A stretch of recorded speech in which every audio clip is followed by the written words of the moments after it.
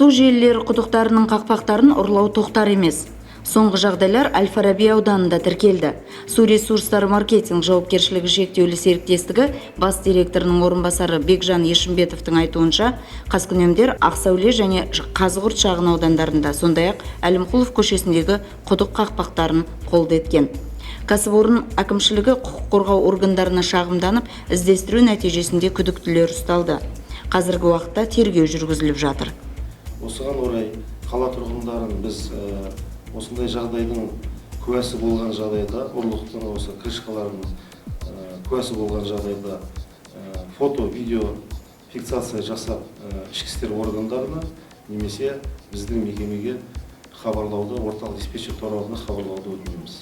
Ашық қалған құдықтар жаяу жүргіншілер және көлік жүргізушілеріне қауіп төндіреді. Баршамыздың қауіпсіздігіміз үшін осындай фактілер туралы келесі телефондарға хабарлауыңызды сұраймыз.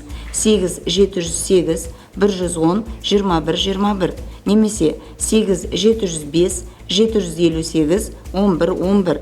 Осы телефон арқылы WhatsApp-қа да жазуға немесе кәсіпорынның әлеуметтік желілеріндегі ашық аккаунттарына хабарлауға болады.